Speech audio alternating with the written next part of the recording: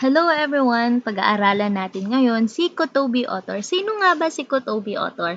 Si Kotobi Author ay ginagamit sa paggawa ng iyong interactive ebook. Yung maganda sa kanya, pwede siyang gamitin offline at pwede rin siyang gamitin ng ating mga learners offline.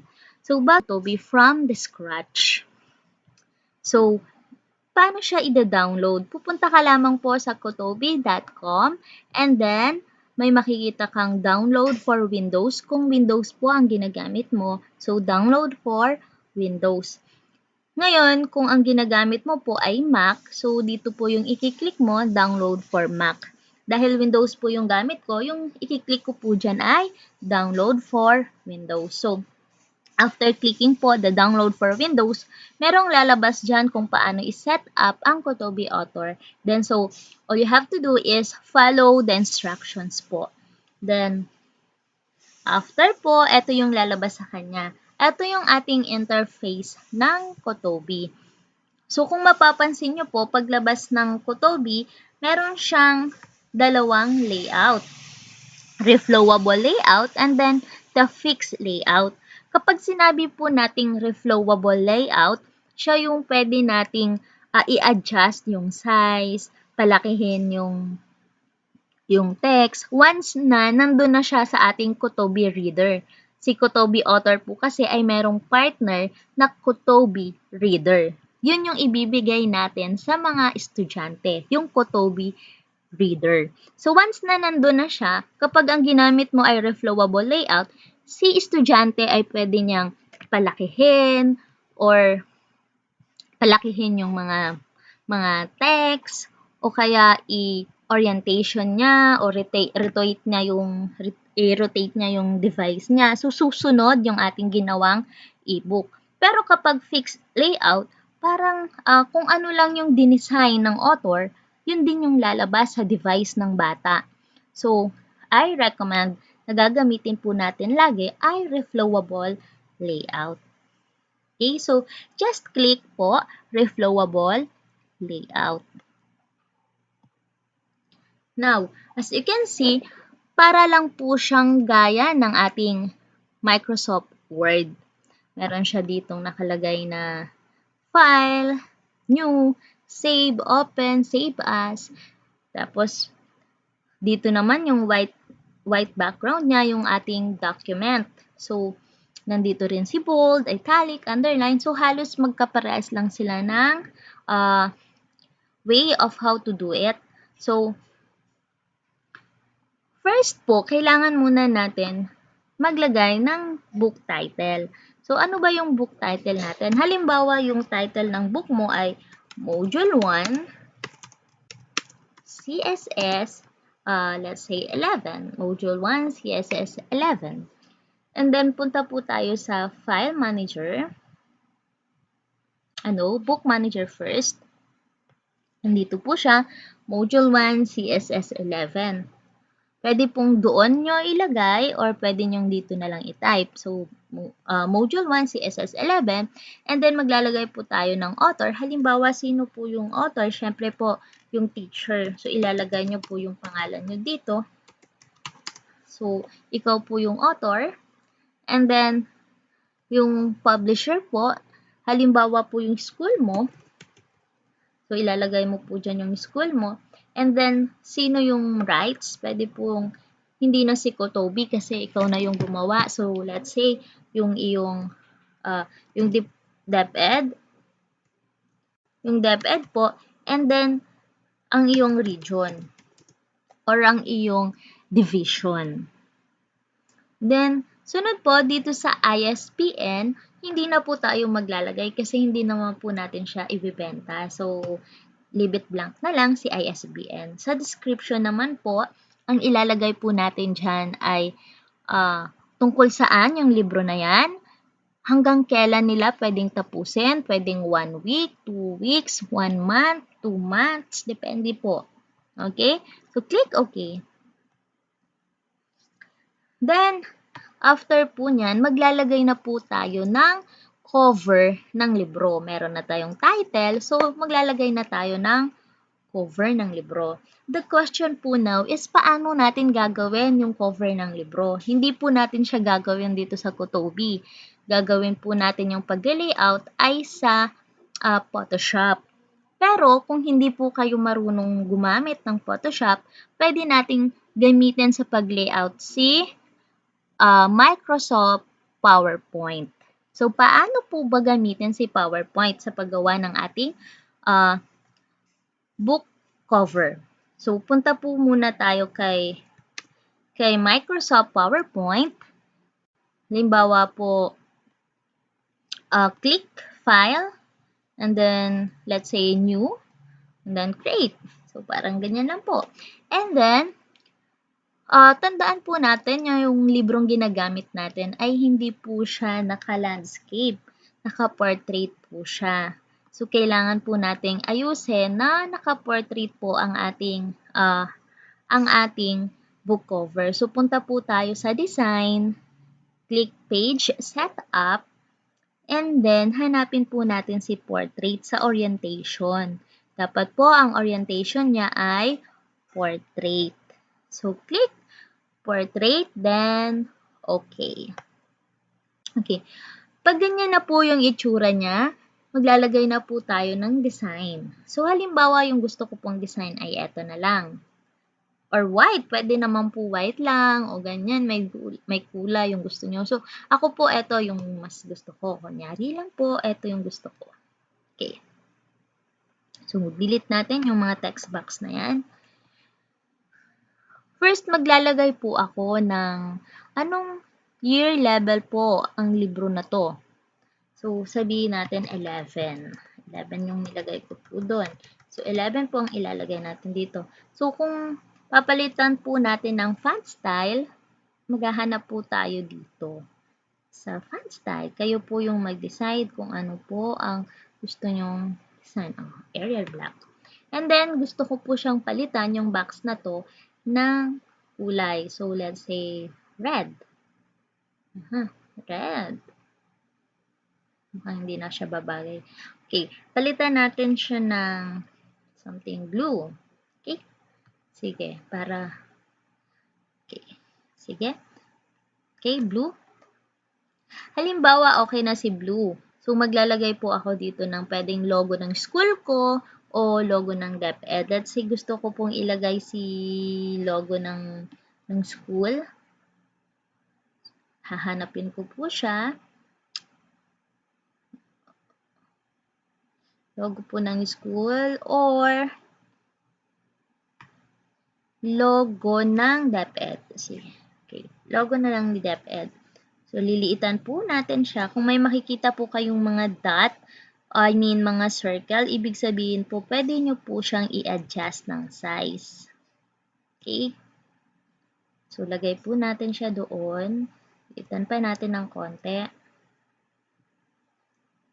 Okay? Pwede po kayong maglagay dito ng logo ng school nyo. Mas maganda po kung merong logo ng school nyo. So, okay.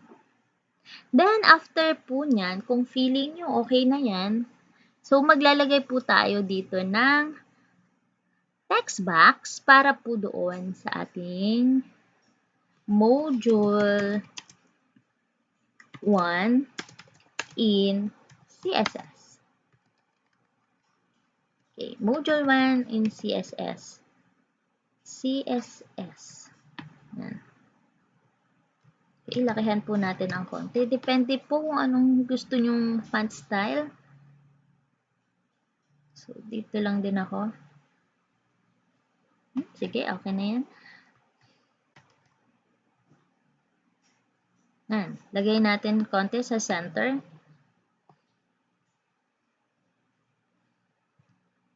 Module 1 in CSS. And then, lalagyan po natin siya ng ating gustong picture. So, halimbawa, maghahanap po ako ng picture na gusto kong ilagay.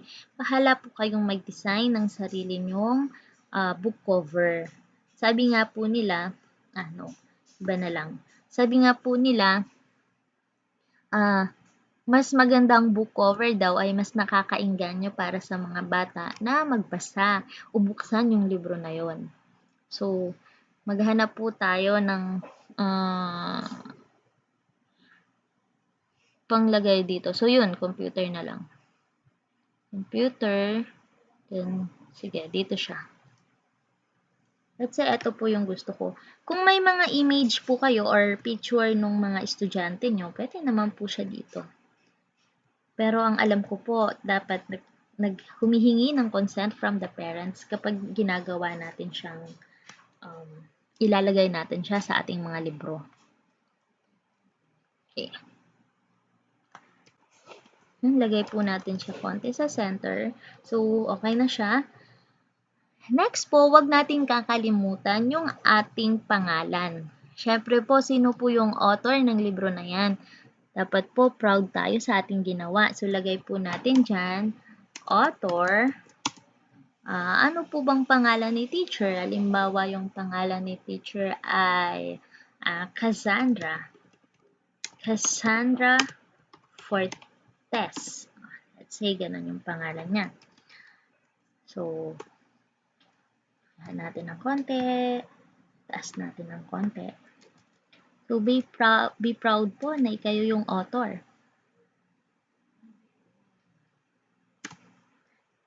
Cassandra Fortes. Okay?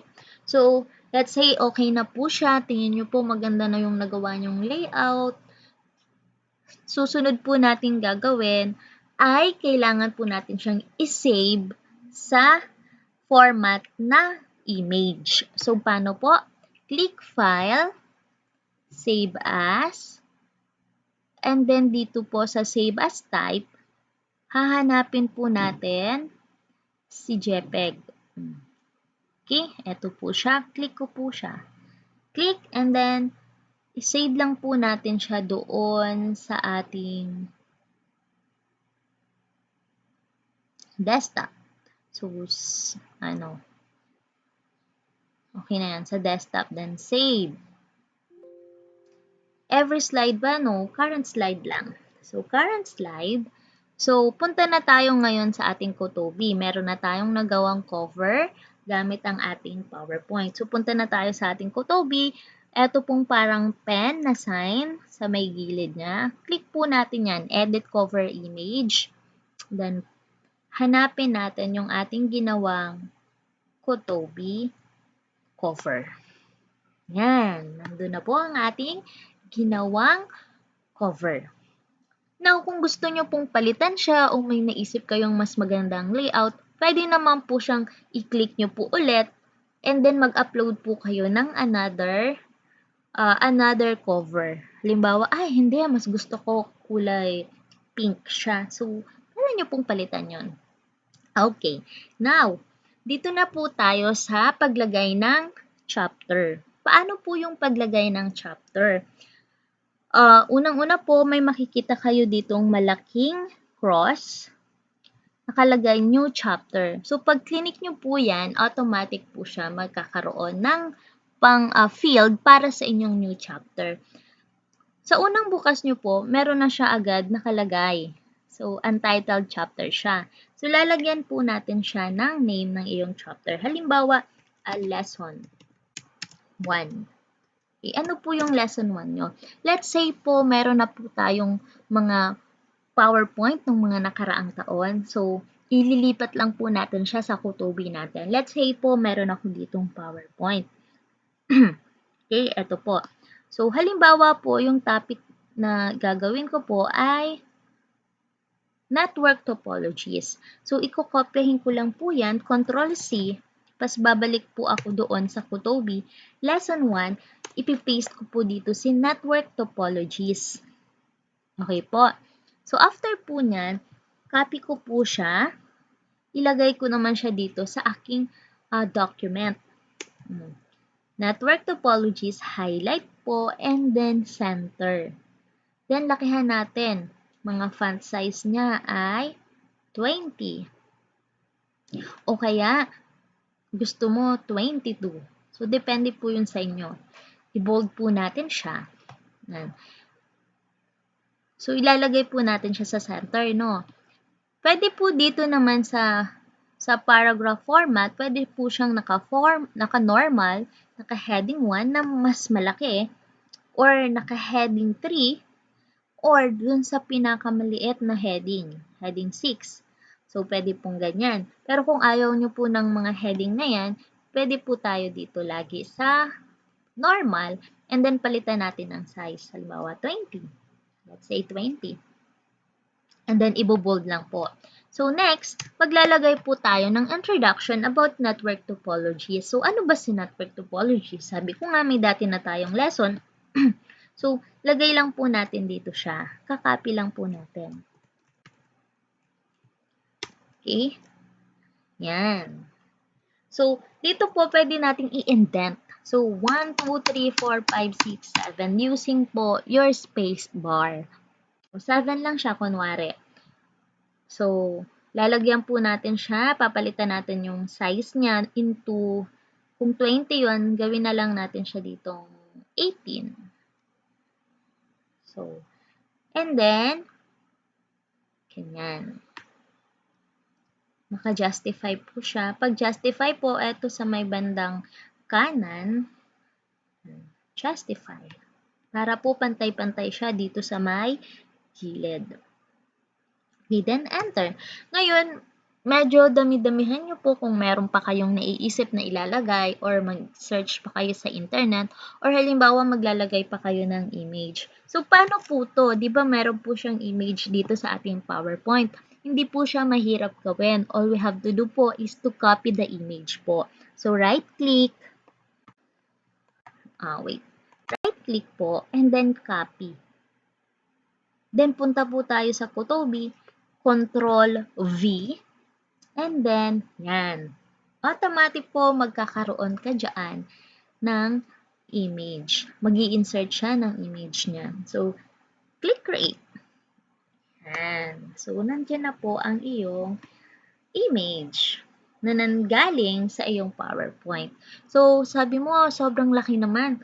Liitan ko lang. So, pwede po siyang i-adjust kung nalalakihan kayo o naliliitan, depende po sa gusto nyo. So, gagawin natin siyang 350, and then gawin din natin tong 350 also. Tignan natin, sobrang pangit naman. So, gawin po natin siyang 500. O, yan. Pwede pong ganyan, o pwede pong mas lakahan nyo pa.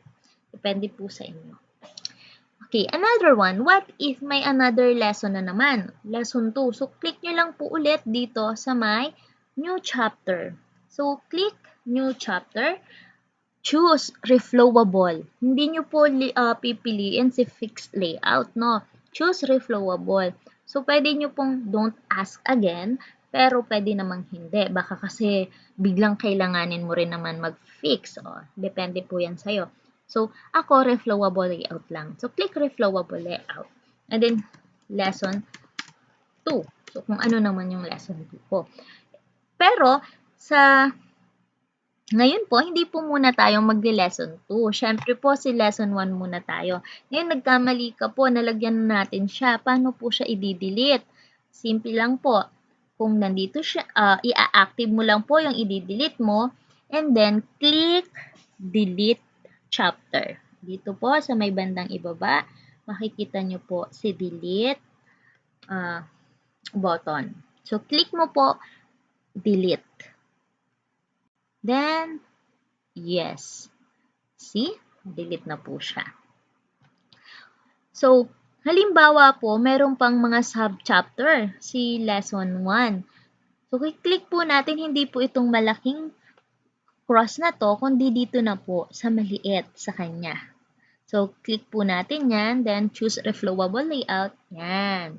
So, nandito na tayo sa loob ng lesson 1. Ano bang meron sa loob ng lesson 1? Halimbawa, ang types of topologies. So, sabihin natin, types of topologies.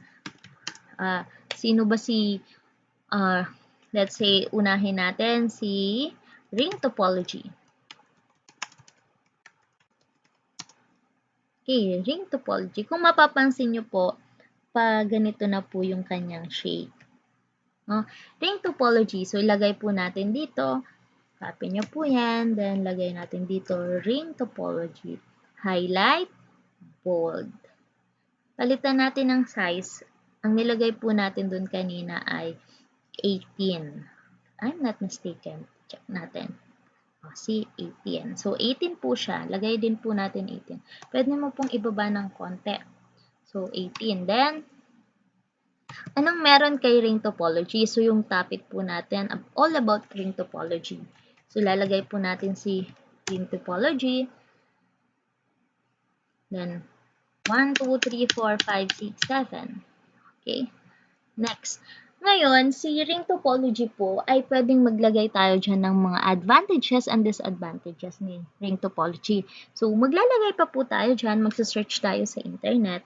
So, pero dito sa aking PowerPoint ay wala siyang nakalagay. So, ganon.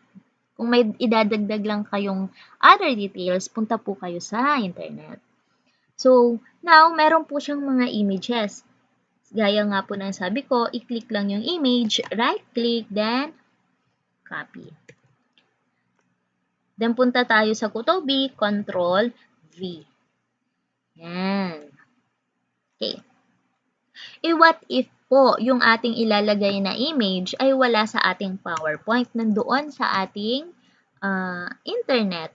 So, kailangan po nating isave yung nasa internet po nating image and then hanapin natin sa ating computer. So, halimbawa po, nakapaghanap na ako ng image sa ating computer, sa ating internet. So, dito po sa ating bandang kanan, meron po tayong tinatawag na elements. So, the image, the color rate, the link, the anchor, the questions, the video, audio, lahat po yan ay element. So, kung gagamitin po natin si image, kung meron tayong kukuning image doon sa ating computer. So, add tayo ng image, desktop.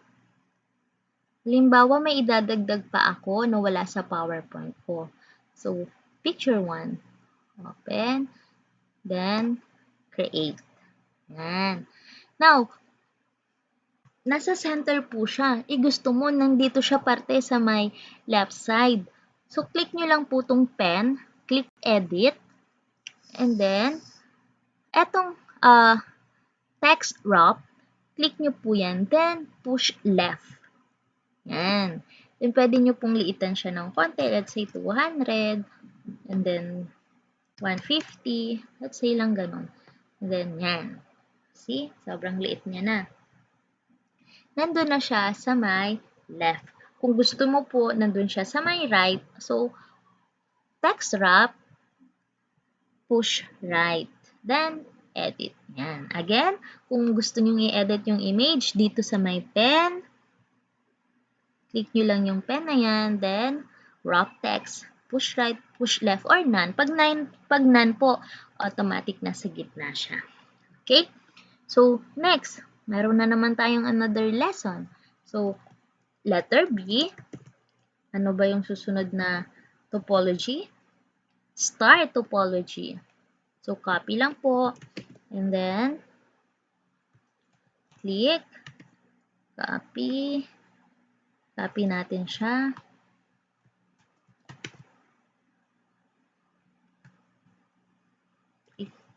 Sorry, nahuli si star topology. So, ganyan.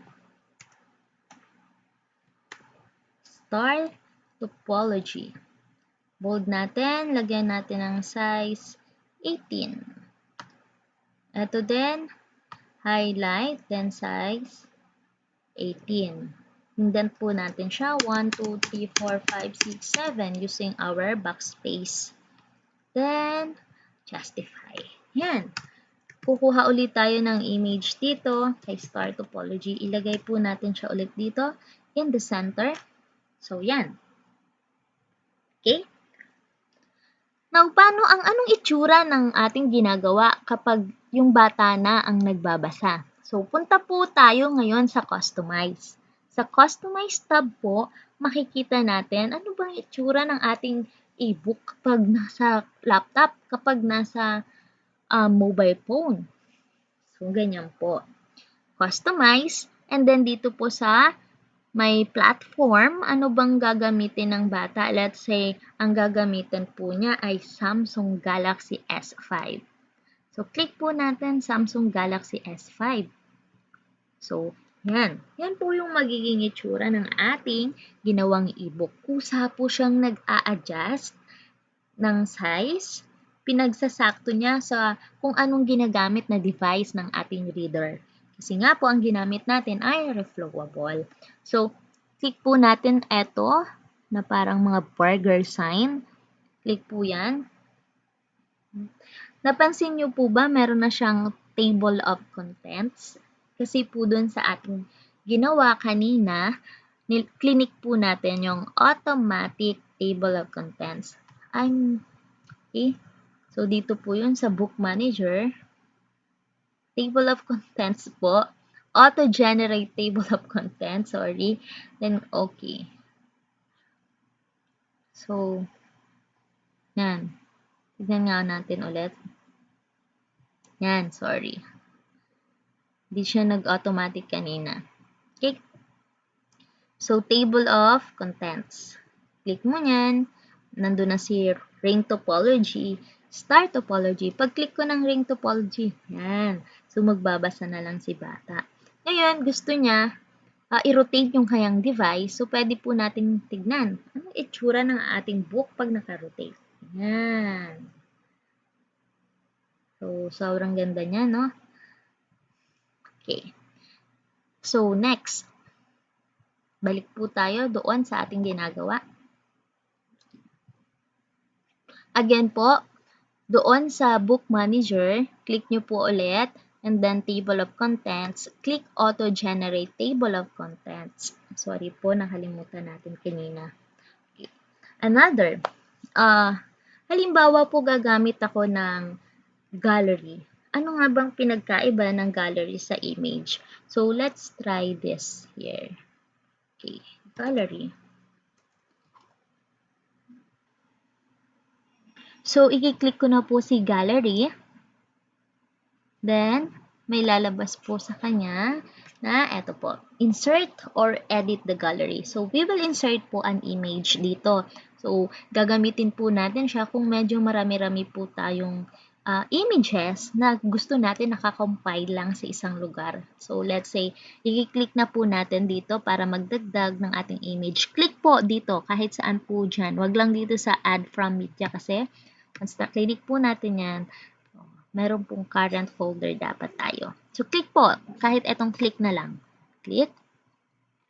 Then, piliin natin yung mga images. Sabay-sabay na nating ilagay. Paano po yun? Click po natin si first image. And then, sa aking keyboard po, i-click ko si control. Huwag ko po siyang bibitawan. And then, i-select ko na si line. Hindi ko pa rin binibitawan yung aking control key sa aking keyboard. Then, iselect ko na po yung pangatlong image ko. Yan, sabay-sabay ko po siyang naselect. Pwede mo na pong bitawan yung control and then click open. Yan. So, kung may mapapansin po tayo dito, nakalagay dito caption. Pwede nyo pong lagyan, pwede naman hindi. Pero kung gusto nyong lagyan, let's say po, si Bas. Sino ba si Bas? Connected to a single cable. Let's say ganyan.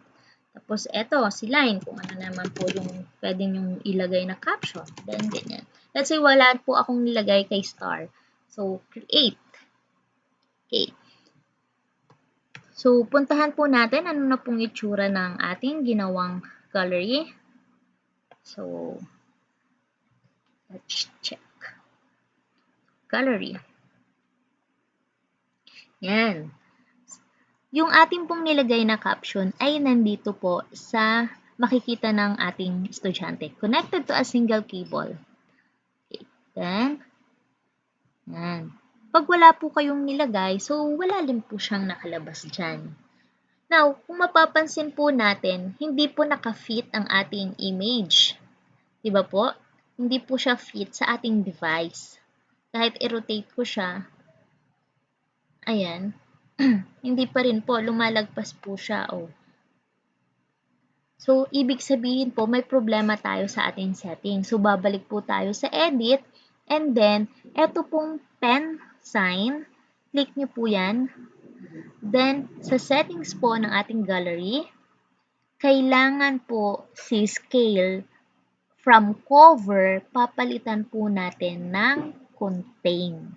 Again po, dapat naka-contain po siya. Bakit? Para sumakto siya doon sa ating devices. So, preview po natin. Pwede po pala natin gamitin tong preview mode. Yan. So, see? Sakto na po siya. So, hanggang dito lang po muna tayo. Sa next ko pong video, pag-aaralan po natin yung iba pang paggamit nitong mga elements na to. Paano ba maglagay ng game sa Kutobi? Paano maglagay ng tanong o questions or assessment sa ating Kutobi? And marami pa po.